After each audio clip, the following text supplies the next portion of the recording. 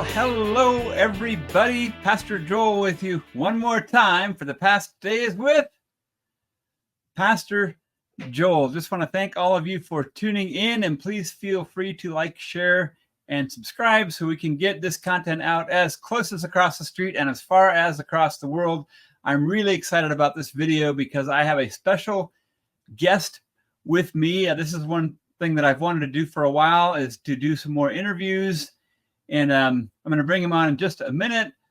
Some of you are probably familiar with his articles and his videos that you can sometimes find on different groups on Facebook, and of course directly to his site. He's director of Fulfilled Prophecies, Bible Prophecy Fulfilled. I'll have to get a clarifier from that for sure. But please welcome Alex Polyak. And there he is. Hello, Alex. Hi, how are you doing? I'm doing well. I think I butchered exactly what your program's called. So why don't you tell us? The Bible Fulfilled.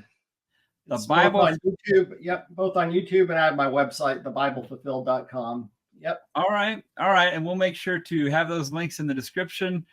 And I first found you, Alex, I think in the Fulfilled Prophecy group, which is a group that's just grown like wildfire on Facebook. And I think you had a couple articles posted there, and I read some of those and I thought, man, this is good stuff. And then I checked out a couple videos, and I just looked the other day, and I think you're up to almost 4,000 subscribers. So you're doing some great work. Is there anything else? I guess, how did we're going to get into your story a little bit, but since we're talking about your channel, how did that all start? It started because I am writing a book called The End Is Here, How the New Testament's Prophecies Were Fulfilled. And so, I just started writing articles about some of the things that are in my book, which will be out in a couple of weeks, by the way.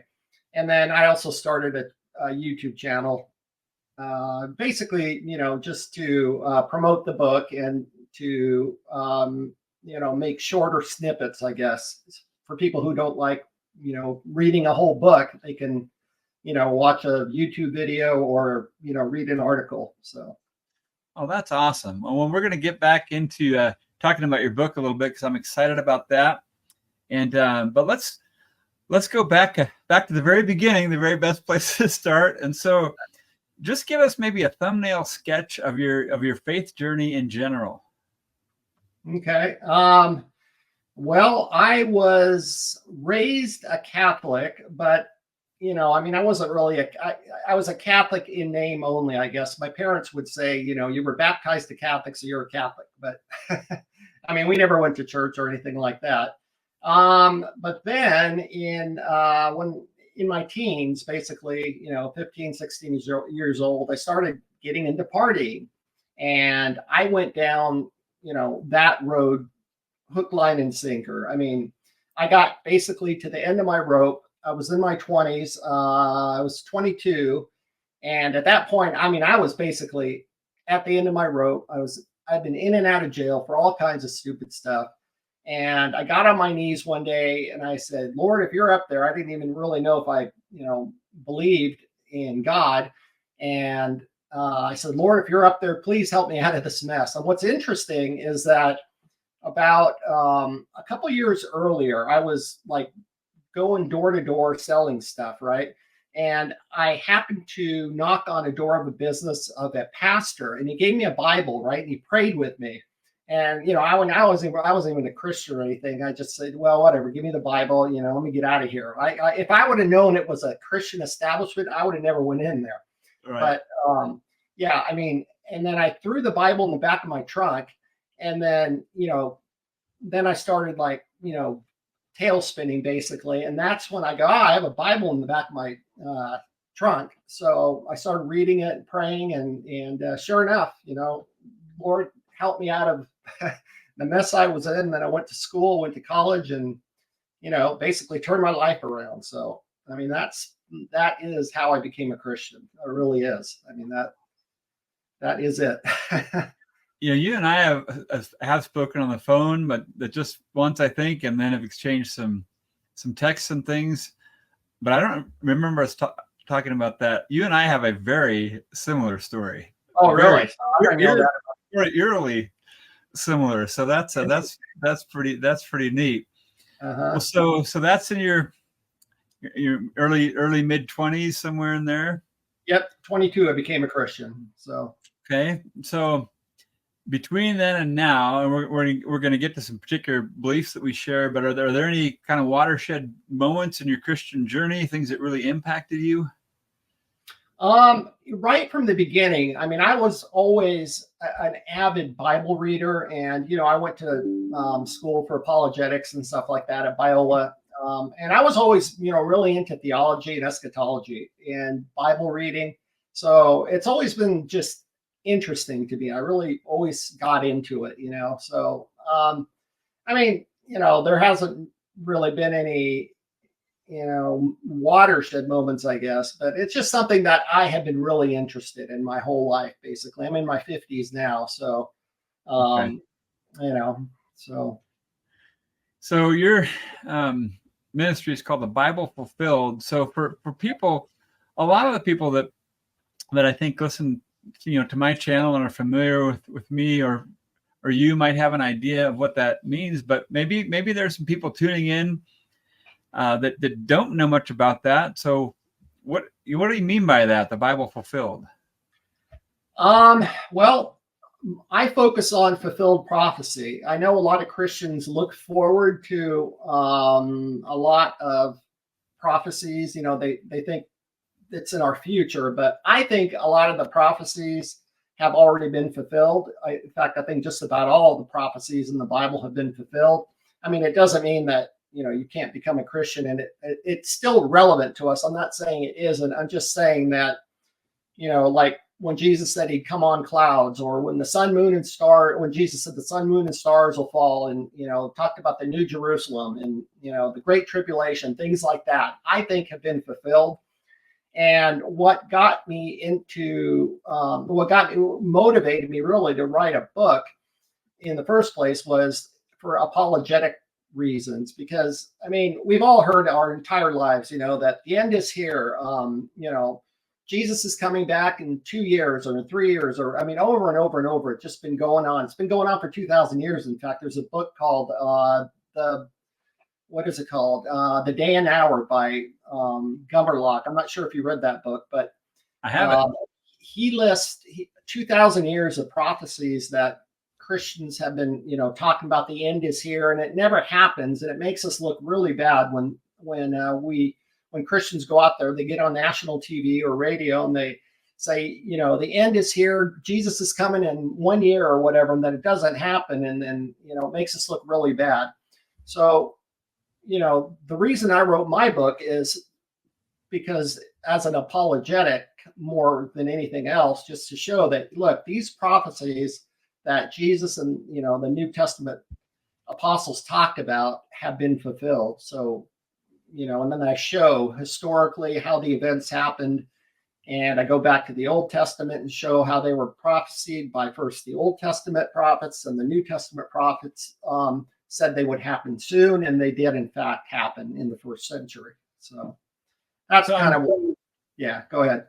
So I do have that book. In fact, I just did a video yesterday and mentioned that book. It's because I think a lot of people, I mean, for people that are a little bit familiar with some church history, they might look to a certain period of time, like let's say the Reformation, where a lot of the reformers, believed the Catholic Church was the beast and the popes were the Antichrist, and things like that. But they might not be aware that this has really been the case, pretty much through every generation, that they thought they were the last generation. And Gummerlock, I think, does a great job of pointing that out. So it's interesting you mentioned that. Yeah. So I'm guessing, Alex, that that the view you have now isn't the view you started with in terms of the end times. Is that right?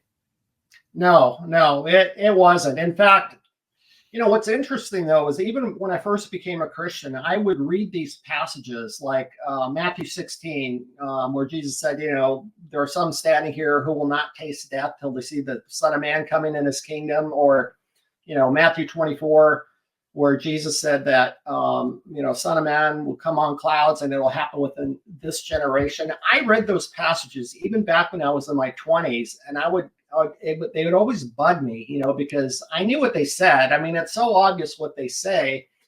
And, for the first 20 years, I guess, of my Christian life, I kind of just relied on, the experts, basically, the pastors, the theologians. I read a bunch of books on this subject, but over the years, I became a partial preterist, which basically sees some of the prophecies as fulfilled. And then at that point, I kind of said, well, if we use the same hermeneutic or the same method of biblical interpretation on these prophecies as we use on those, then then they're all fulfilled, basically. I mean, I think, I don't think you can, say some of these prophecies have been fulfilled, some are not, when they're using the exact same kind of language, basically. So anyway, I don't know. Over the years, I became more and more of a preterist, and that's basically, for those who don't know what that means, it just means a fulfilled view of Scripture, basically. So tell me a little bit more about how long was that? I mean, was this a long journey? Did it happen in 10 minutes? Well, the first 20 years, I just of my Christian life, I didn't really think I was anything, really, because I didn't have enough information. But then in the last 15 years, I guess, how long have I been a Christian? So I'm 57 now. So I guess 20, 30, 40, 50. So about 30 something years. But I guess in the last 10 years, I became a partial preterist. And then in the last 8 years or so, I became what is called a full preterist, or I take a consistent preterist view. There's different names for it. Covenant eschatology is another name for the view, I hope. Right. What would you say, and again, thinking about maybe some listeners that aren't as familiar, how would you distinguish the partial preterist view and a full preterist view? A partial preterist view would be, they take, like in Matthew 24, for example, they would take verses 1 through 34, which talks about the Son of Man coming on clouds. It talks about the Great Tribulation, talks about the sun, moon, and stars falling. And up until verse 34, where Jesus said that all these things would happen within this generation. So partial preterist sees all that and goes, okay, that's right. That was 70 AD. The year 70 AD, all that stuff. By the year 70 AD, all that stuff happened. But then, like in verse 35, Jesus said, heaven and earth will pass away, but my words will not. And he starts talking. He goes on further talking about, a partial preterist would say it's a different coming, whereas I would say, no, there's no reason to take verse 35 forward as another coming. I mean, Jesus never said it was another coming. It's the same coming he was talking about in verses 1 through 34. But then full preterist, so the difference basically is a partial preterist sees some prophecies fulfilled, but there's still another coming. I guess it's more of a third coming, because they admit he came in AD 70. But they say there's going to be another coming, another judgment at the end of the world. Whereas I see, and I'm sure you do too, but we see it as fulfilled. And when Jesus was talking about like the last days, or when the apostles were talking about the last days or the end of the age, they were talking about the last days of the old covenant age, or the last days, the end of the old covenant age, not the end of the world, not the last days of the world, but it had to do with the end of the old covenant age instead of the end of the world. So now, and I know I don't know, we may have some nuances in our beliefs, but we definitely see things in a very similar way. So you and I both know that this is a big paradigm shift. Yes, and I guess the first thing I would ask is, in this journey that you had, did you end up being kind of surprised and get to a point of, is this, like, I never thought I'd believe this. Is this right? Is it okay for me to believe this?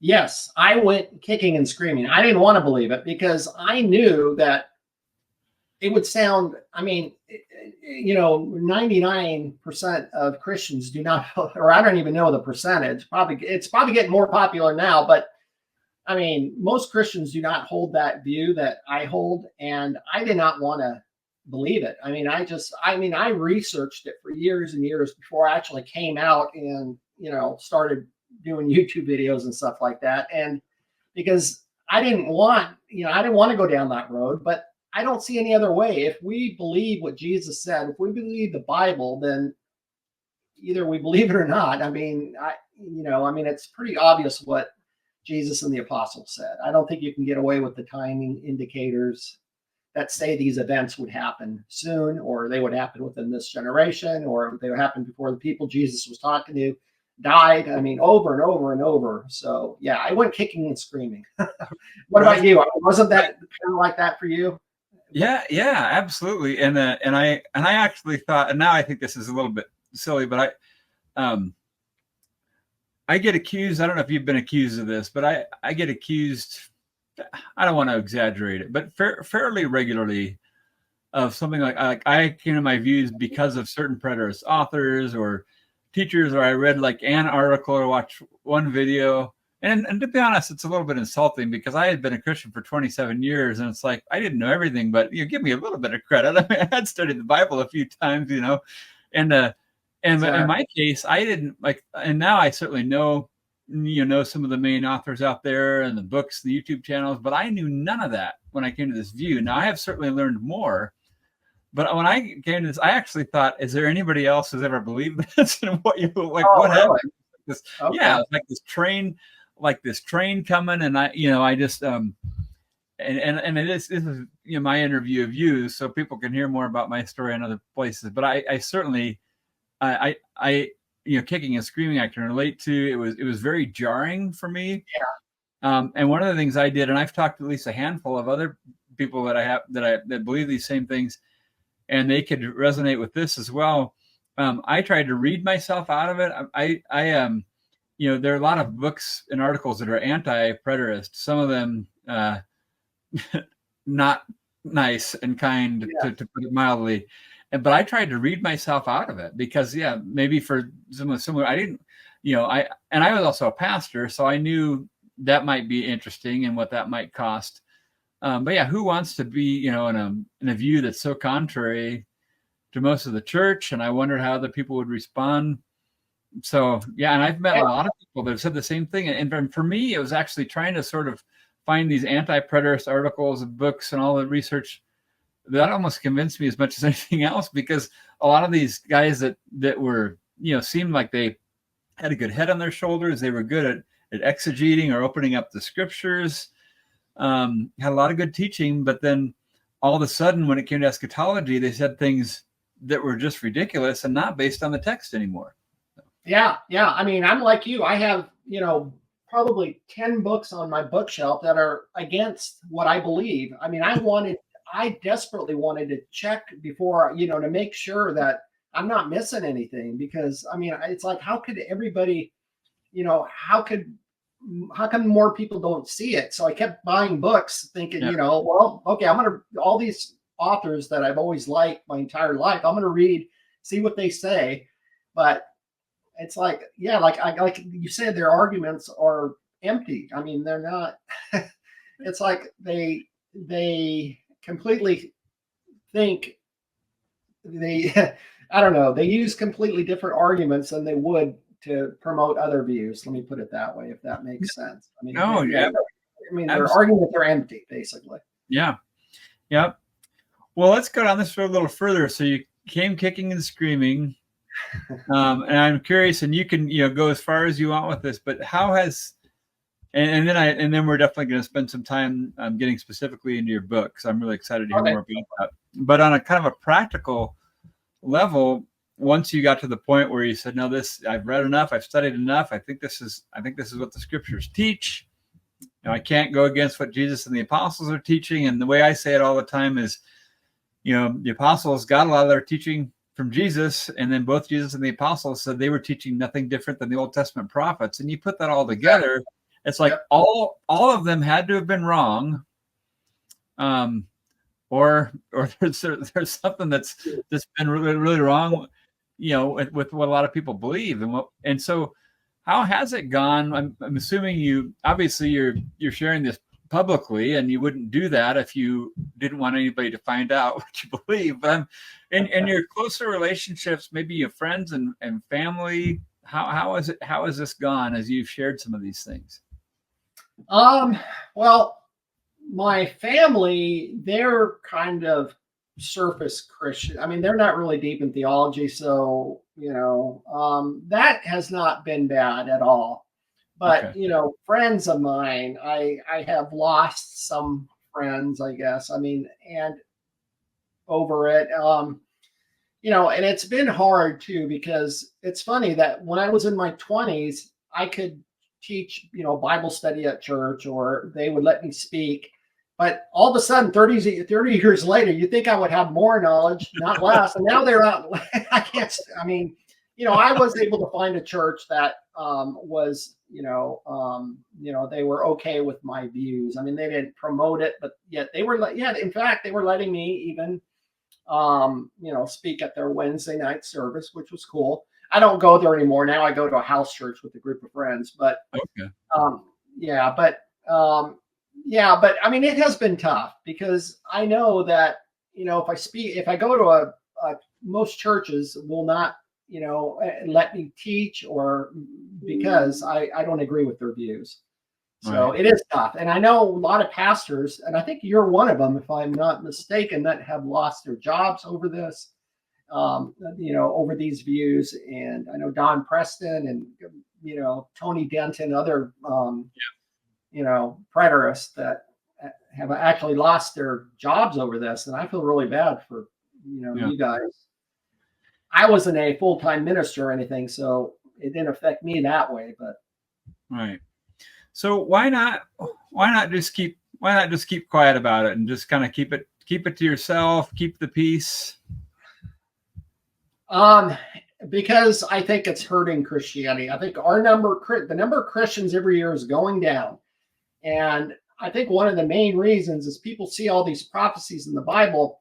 They go, look, it's obvious what Jesus and the apostles said. They said it would happen soon. They said, Son of Man would come on clouds. It would happen within a generation. I mean, they see it. Everybody, you don't have to be a Christian to read these prophecies.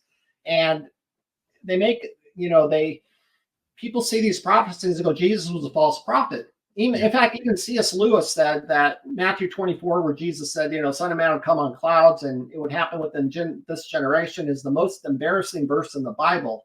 Yep. And I don't think it is. I think it's a great prophecy, and it proves that Jesus was exactly who he said, that exactly, he proves who Jesus was, because he prophesied that the Son of Man would come on clouds, and coming on clouds is a judgment motif. It means judgment. And sure enough, within a generation, Jerusalem was destroyed, the temple was destroyed. So, I mean, it happened exactly like Jesus said it would. And that is a very good apologetic, or it's evidence that Christianity is true, because, I mean, everything they said would happen actually did happen. So we have evidence on our side, yet, we're not using it, because we keep saying that it hasn't been fulfilled yet, and are looking for future fulfillments. And it makes us look bad, basically. Yeah. Is the bottom line. And that's why I wrote the book. I know there's other preterists, or out there that have written books. I know yours is very good. I love your book, because it's easy to read and everything. But a lot of books out there are very difficult to read. That was kind of my thing too. I wanted to make it a little easier to understand, for people to understand, for lay Christians basically to understand.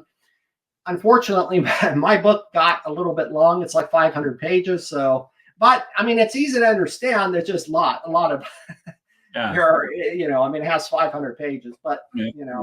and that's kind of why I did the YouTube channel, and, and the website, where it could break it down into more bite-sized chunks for people. So what are the, you said your book is going to be published in a couple of weeks? Yes. In fact, 4 days ago, my publisher finally got all the editing now. The editing's all done. Everything's written. The table of contents, the index in the back, everything's done. Now they're just doing the Kindle version. They say it'll be done next week. So, Okay. But there's been delays. They keep telling me it's going to be done, and it hasn't been. But this time they're really telling me it's going to be done. So Is this your first book? Yeah, it is. Mine was my first too, and I self-published, but I can definitely relate to, especially if you've never done something before, and there's just this delay after delay after delay, and it's nice to finally get it out there. People kept saying, "Are you excited to get it out there?" And of course, I was excited about it, but by the end of it, it's just like I can't wait to be done with this. Yeah, exactly. And that's how I've been too. So this is 500 pages. I'm guessing it's fairly comprehensive. But tell us about what are the main. If somebody said, why should I buy your book, Alex? What are some of the main things about it that are going to be helpful? Well, I think it's written at a lay Christian level. So, it has theology in it, but I think I've tried to explain it to where average Christians can understand it if they want, because you can't force somebody to read it, obviously, but if somebody's interested in that view, I think it's going to be pretty easy for people to understand. So, and I think it is a good apologetic. If you're interested in apologetics, like defending the Christian faith, even if you're not a full preterist, I have a lot of prophecies in there. I show how they have been fulfilled. So even if you don't take everything I say, 100%, fine. But there's a lot in there that shows that a lot of these prophecies have been fulfilled, and it's evidence that that supports the Bible.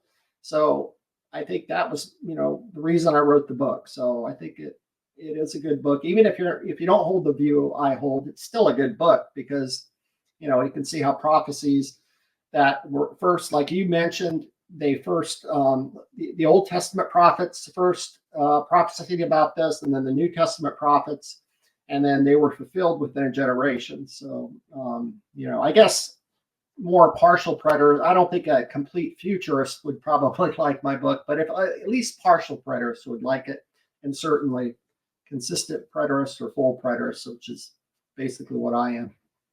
Now, did you go into some of the extra biblical resources as well? Some of the writings, and tell me a little bit about those. Oh yeah, Josephus. There's a lot of stuff by Josephus, quotes he was a first century historian that wrote the book called The War of the Jews, and he kind of documented what was happening in the first century. So he documented, the destruction of Jerusalem, the war in 67 AD to 70 AD, at least until the first Jewish war, basically. He documented that whole era. And believe it or not, he wasn't a Christian, but he basically verifies that the things Jesus and the apostles talk about actually came to pass. So I think he's a great resource. And I have a lot of quotes by him in my book. So yeah. Wow. What's the general kind of layout of your book, or the sections, or how does that work? Well, let's see. I have a website, by the way, called theendishere.com. Not the end is near, but theendishere.com. It's actually my book, and you can go to the preview section. And I have actually the introduction is on that website, and then the chapter layout. So basically, like for example, the first chapter is what is a coming of the Lord, and then I talk about the timing of the second coming in the second chapter. I just go through the last days. I go through heaven and earth, the destruction of heaven and earth, all these different concepts that I'm sure if you're into eschatology, you've heard these terms before. So I talk about all these different terms or motifs that, the New Jerusalem. And so I get into a lot of different topics. Okay. So the end is here. The end is here.com. The end is here.com. The end is here.com. And then the book is called The End is Here. Also. Okay. So everyone, yeah, make sure everybody's looking for that. One of the things I've noticed in some of the videos, it's clear that you're trying to keep it for for lay Christians or people to understand. So would you say for people that are maybe familiar with some of your videos or articles, is the book going to have that same kind of feel to it? Yes. Yeah. Yeah, Okay. exactly. Because all the material that I'm using in the videos and in the articles are basically from the book. So Okay. yeah. Yeah. Now, one of the things that, because we're in at least the one group together on Facebook, you may be in others that I'm in. I'm kind of hit and miss with the groups, and but and again, I'm just getting to know you. So, but it seems like you are not trying to get into some of the infighting within preterism. Is that fair? Yeah, because it takes so much time. I mean, you mean as far as answering responses and when people call me. Responses and also, yeah, there's and I don't want to get into that so much in this video, but there's kind of a couple main views, for people who know the terminology, individual body view versus corporate body view. Yeah, And there's some great conversations, but there are also some people that are not always kind to each other. And I just, thoughts on that? Does that help us teach people? Is it unfruitful? Do you have any opinions on that? I mean, it's good. I mean, I have nothing really against joining those conversations. I know that, before I started writing a book, I was always in those, and they just take a lot of time. So, Yeah. I mean, I kind of know what I believe. And if somebody wants to ask me about my view in particular, sure, I'll be happy to tell them why I believe my view versus another view. But I just don't want to, it just takes a lot of time. And like you say, I mean, they can go south quick. I mean, you start, it's like we're both Christians and we start like going after each other. And before you know it, we're calling each other name, or, not necessarily that, but you know what I mean? It can get ugly and, but, I've also seen people do it, I mean, sometimes I'll, talk with atheists and it's really nice. No problem. So, I mean, if people are nice and, they want to, they really are interested in the truth and they're not going to be bashing each other and stuff like that. Yeah, I think it's great. Yeah. I mean, yeah. So let me give you we talked about some kind of general questions we go through ahead of time, but I want to give you, if it's okay, some of the pushbacks that I've heard, that you've heard, and give you a chance to respond. Is that all right? Sure. If I can, I will. All right. So Alex, I know I've read the Bible a couple times, and I've seen things like soon, quickly, at hand, the judge is right at the door. I've seen those phrases, but I know that these, obviously the world hasn't ended yet, so they must mean something else. Yeah. Yeah. And like I was saying, I think those passages, when it talks about the end of the end of the age or the last days, is talking about the last days of the old covenant age, which ended when the temple fell in the year 80-70. I don't think the apostles or Jesus meant the end of the world. I think they meant the end of the old covenant world. I mean, I guess you can say the end of the world, but it's the end of the old covenant era or the end of the old covenant world. The old covenant died in 80-70 when the temple fell. And then now Christians are under a new covenant, or the new covenant world, or the new heaven and earth is another term for it. So that's how I see it. Well, what about all those passages in the Bible that talk about the end of the planet and everything's going to be destroyed and the stars are going to fall and all that? The thing is, that type of language was used in the Old Testament. For example, in Isaiah 13, I think it talks about the Lord coming on a cloud and the sun, moon, and stars losing their light. But it had to do with the destruction of Babylon. I mean, over and over in the Old Testament, we see this kind of language, the Lord coming on clouds, and Psalms 18 talks about that too.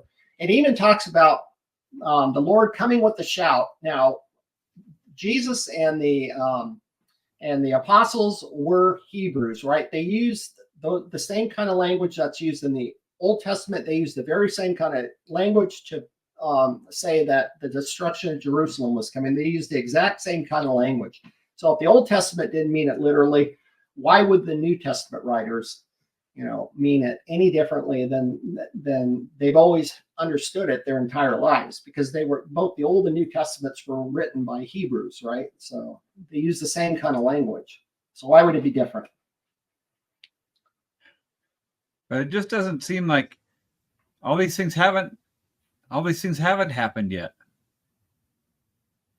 Well, I mean, when you say all these things, it could be, like what, for example? I mean, what are you talking about? Like, what thing are you talking about? Well, it seems like one of the big things of the end times is, I mean, the big one, second coming of Christ. I mean, he's going to come, and every eye is going to see him, and the whole world. He's going to come, and he's going to sit on David's throne in this kingdom. I mean, everybody kind of knows that. Yeah, as far as the every eye will see him passage, that comes from Revelation 1, verse 7, I believe, or it might be 9, but one of those. It's Revelation 1, verse 7, I believe. It says, every eye will see him, even those who pierced him. In other words, what John, the author of Revelation, was saying was that every eye will see Jesus coming, even those who pierced him, right? And who in the first century, those, in other words, those who crucified Jesus would see him coming on clouds. And what I mentioned earlier is a cloud coming refers to judgment. And sure enough, within a few years after Revelation was written, Jerusalem was destroyed. The temple was destroyed. So every eye, those who crucified Jesus, those who pierced Jesus, saw him coming in clouds of judgment. So it happened exactly like, Revelation talks about. And again, the end of the world kind of language, it's apocalyptic language. It was meant no differently in the New Testament than it was in the Old Testament. In the Old Testament, it didn't mean the end of the world. Over and over in the Old Testament, it talked about the sun, moon, and stars growing dim or falling to earth, but it didn't mean the end of the world. It just was talking about a specific judgment, and it's the same in the New Testament. So but you said Revelation, but Revelation was written in the mid 90s, 80, 90, which was after the destruction of Jerusalem. I don't believe it was written after the destruction of Jerusalem for a number of reasons. First of all, the Revelation 11 talks about the destruction of the temple and destruction of Jerusalem. I think it's in Revelation 11 verses 1 and 2, or maybe 1 and 3, or 1, 2, 3, or 1, 2, 2. Anyway, and it was saying that those events would happen. So they obviously had not happened yet, because they're talking about the destruction of Jerusalem and the temple. So if Revelation was written, after those events, it would not be prophesying about the destruction of the temple. They would have been talking about the fulfillment of those events, not the prophecy about those events. And so I think it was written in approximately AD 65, approximately 5 years before the destruction of Jerusalem. I think it had to do with, basically, I think Revelation was John's version of the Olivet Discourse. If you guys read, or if you read, in Matthew, Mark, and Luke, they all mention the Olivet Discourse. John's Gospel does not mention the Olivet Discourse, but John wrote Revelation. I think Revelation is John's expanded version of the Olivet Discourse, written on the eve of fulfillment. It was written, within a few years of the fulfillment. So I think it's the same events that are talked about in the Olivet Discourse. Well, and in fact, you can see if you can even, in my book, I mentioned, I line up all the different items that are mentioned in the Olivet Discourse, like, the tribulation and the sun, moon, and stars falling, and Son of Man coming on clouds. If you take every one of those events and you compare them to Revelation, they all talk about the same events: the destruction of the temple, the destruction of Jerusalem. I mean, it's all the same events. Mm. So I think it's the same event, basically. So it had to have been written before the temple fell. At least that's my view. Well, you certainly seems like you've looked into this a little bit, Alex, but I don't know. I mean, one of the main events, I mean, the resurrection, I mean, certainly there's no way that could be fulfilled. Yeah, well, not if the general resurrection was meant physically, but I don't think it was. I think even Paul talks about the resurrection in a spiritual sense. And not only that, but in 1 Corinthians 15, Paul says that he says, what is it? We shall not all sleep. In other words, we shall not all die before the resurrection happens. You can read this in 1 Thessalonians 15, verses 55, I believe, somewhere around that area. Thessalonians also say in 1 Thessalonians 4, Paul said, we who are alive and remain until the resurrection. In other words, Paul's audience, the Thessalonians, he was saying that some of them would still be alive when the resurrection happened. He said the same thing in 1 Corinthians 15, which I just said. So either Paul was wrong or the resurrection was a spiritual event. And I think it was a spiritual event. I think, it's talking about, resurrection is talking about, well, let me put it this way. Spiritual death is, separation from God, and what the resurrection is getting back into right relationship with God. It's a spiritual resurrection. Now, one thing I want to say though is Jesus did rise physically, and there are some physical resurrections, like Jesus rose Lazarus, right, from the dead, resurrected, at least temporarily. But there were physical resurrections, but those physical resurrections are specifically called signs, right? They're signs of something greater. That's what a sign is. It's like when Jesus said he could forgive sins, and then he raised the guy, the paralytic, right? I think it's I don't know where in Matthew 4 or 5, somewhere around there, 7 maybe. I don't remember exactly where it is, but he says he raised the paralytic so that they would believe that he could forgive sins. He said, "What's easier, that I say I can forgive sins, or that I raise, the paralytic? But so that you'll know that the Son of Man can forgive sins, I'm going to prove it to you by raising this paralytic."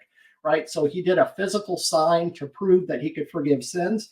That's the same thing the resurrection was. It was a physical sign that proved that Jesus overcame spiritual death and put us back into good relationship. Because anybody can claim to be the resurrection and the life, but Jesus proved it by raising Lazarus, and then he raised himself from the dead. And these events actually not only, they're called signs in the New Testament. They're specifically called signs. So that's what Jesus' physical resurrection was, and it proved a greater spiritual resurrection. That's my view.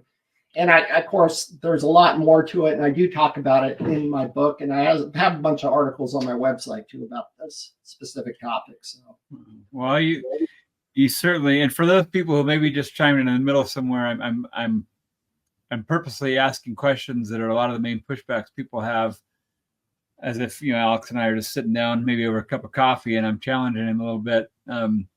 So you mentioned earlier, I think, the new heavens and new earth. You believe we're in the new heavens and new earth now? Is that correct? I do. Yeah, I think that. Yeah. Go ahead.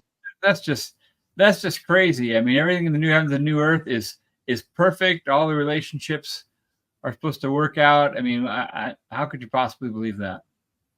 I think the new heaven and earth refers to the new covenant, and the old heaven and earth referred to the old covenant era. So when Jesus said heaven and earth would pass away, I think it was talking about the old covenant era passing away, and then the new covenant will never pass away. It talks, even in the Old Testament, it says that the new covenant would be everlasting and eternal.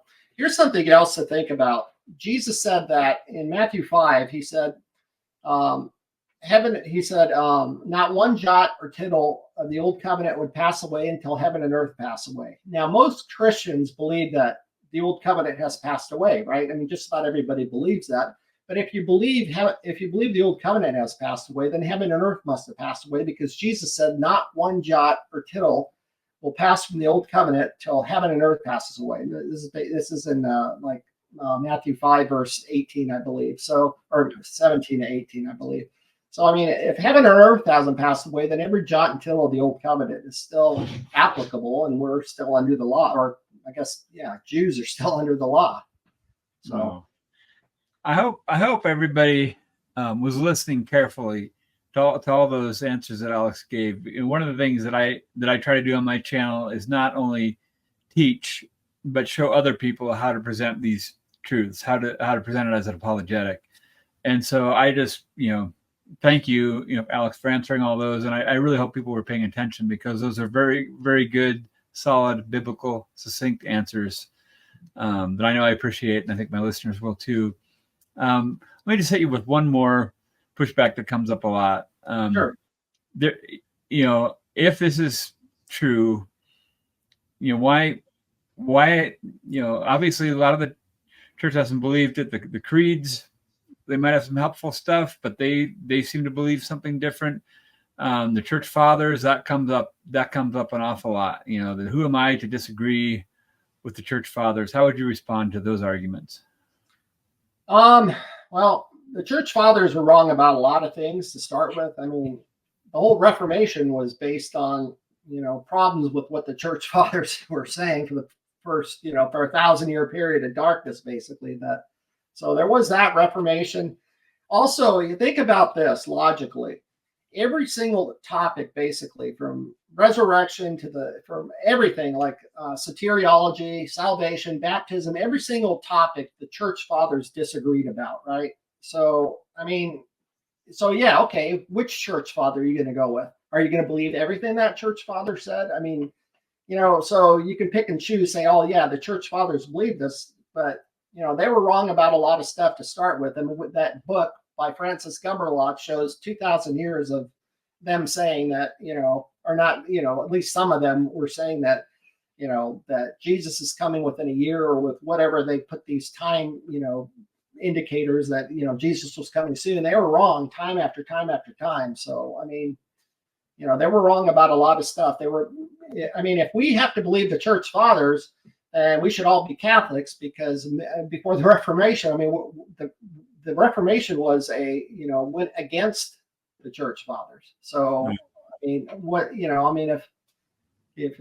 want to believe that if you want to go with tradition, the Catholic Church has the most tradition on their side, really. But right. But they were wrong about a lot of stuff. They even killed other people who disagreed with them, even other Christians. So, they were wrong about a lot of stuff. So, and even they need to be tested. Jesus said, to test everything, right? Like, be a Berean, make sure that, we need to test everything, because people are, basically there are a lot of traditions people go with, and, it's hard to break traditions, but we're told to test everything, to make sure that it agrees with the Bible. So, as we begin to kind of wrap up a little bit,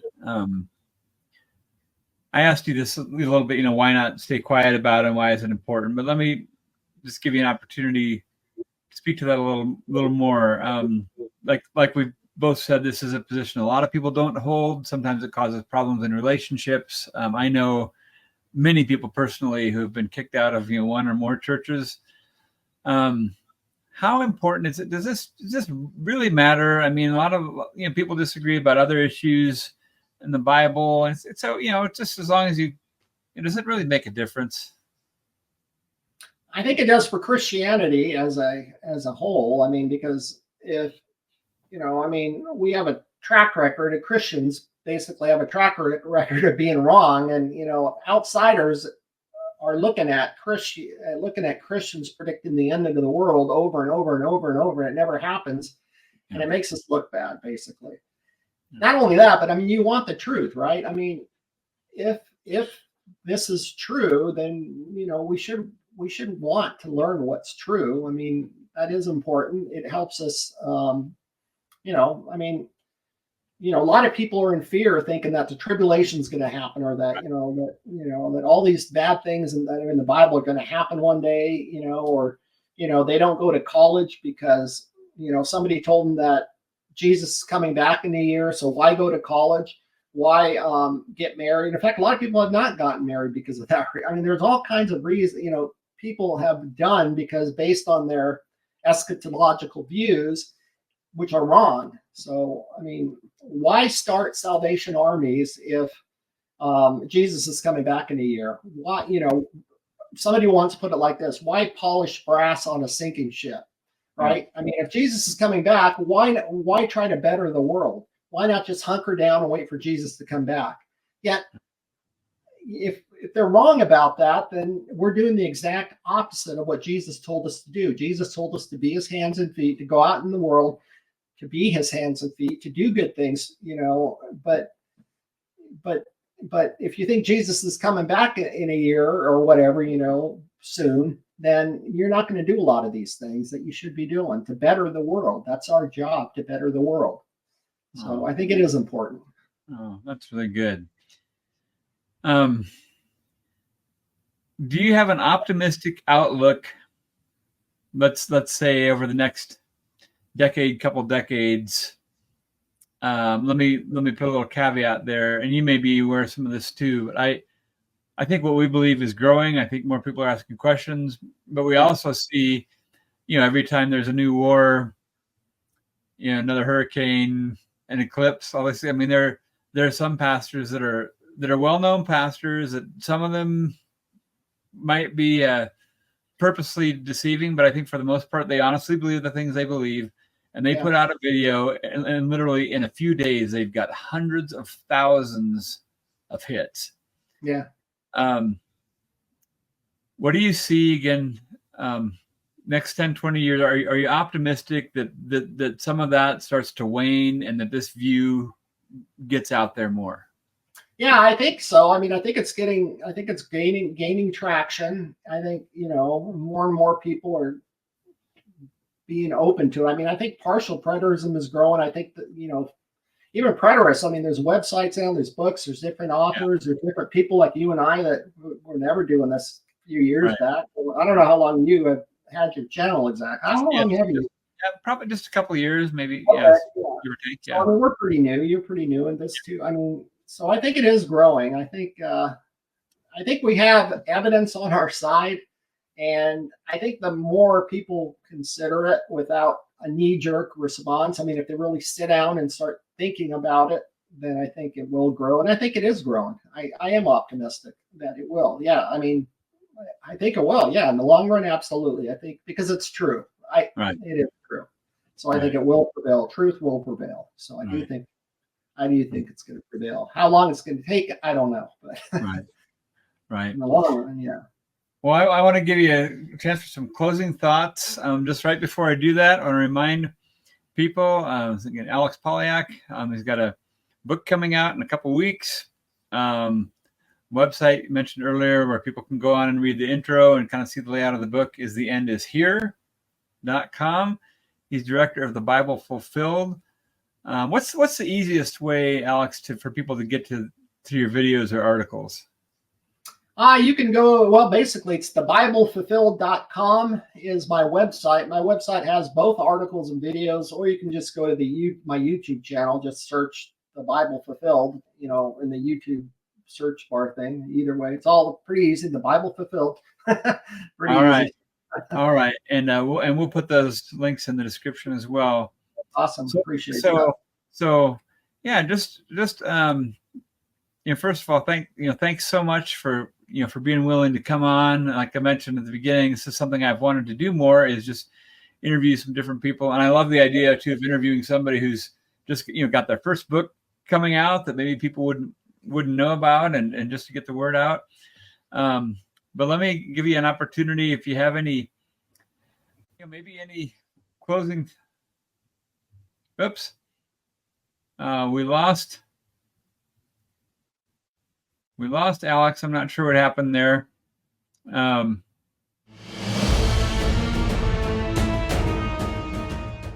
Sorry for those of you watching that we lost him at the end there. But thanks so much again for tuning in. Pastor Joel saying bye for now.